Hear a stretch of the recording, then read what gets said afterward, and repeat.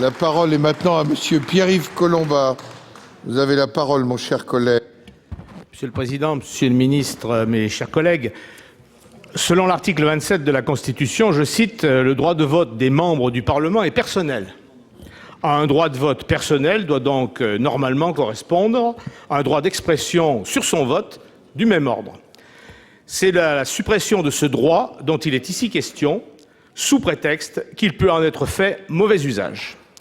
Ainsi, l'obstruction de la procédure parlementaire consécutive à cette inflation verbale serait à ranger, nous dit-on, au rang des pathologies du parlementarisme. Certes, mais ne prenons pas le symptôme pour la maladie. L'obstruction n'est pas la maladie, facilement curable par des mesures réglementaires, mais le symptôme d'une maladie du parlementarisme français bien plus profonde, la réduction comme peau de chagrin du pouvoir dont il est en principe détenteur. Le parlementarisme rationalisé, je ne me lasserai jamais de le répéter, c'est progressivement fait parlementarisme lyophilisé. Que l'on me cite une seule disposition non secondaire que le Parlement ait pu imposer à l'exécutif. L'arsenal dissuasif de celui-ci et ses possibilités de contournement sont immenses. Il y a les moyens classiques, constitutionnels, je vous en fais grâce, il y a les autres. Deux exemples particulièrement clairs du peu de cas que l'exécutif fait de la soi-disant volonté du législateur. Tout récemment, l'injonction du président de la République au conseil d'administration de France Télévisions de se passer de recettes publicitaires alors même que le Parlement en débattait.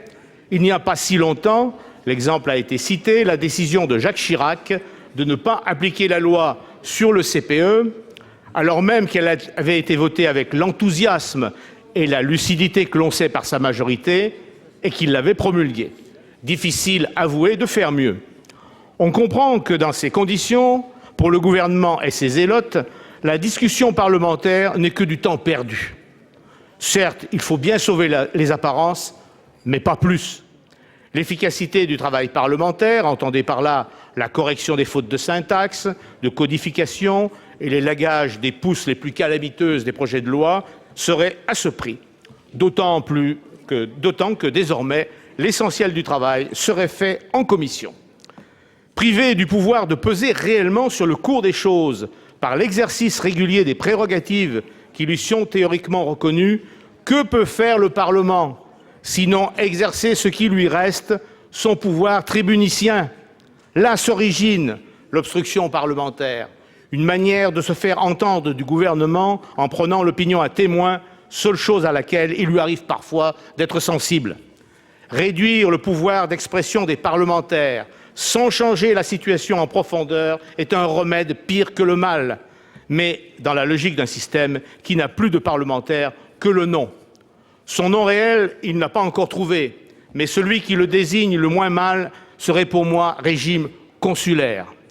Et empêcher les représentants du peuple de parler a toujours été, comme l'a rappelé Louis Mermaz tout à l'heure, la tentation des régimes consulaires. Pour la Constitution de l'an 8, le corps législatif, je cite, « fait la loi en statuant à bulletin secret et sans aucune discussion de la part de ses membres ». Que voilà des constituants efficaces.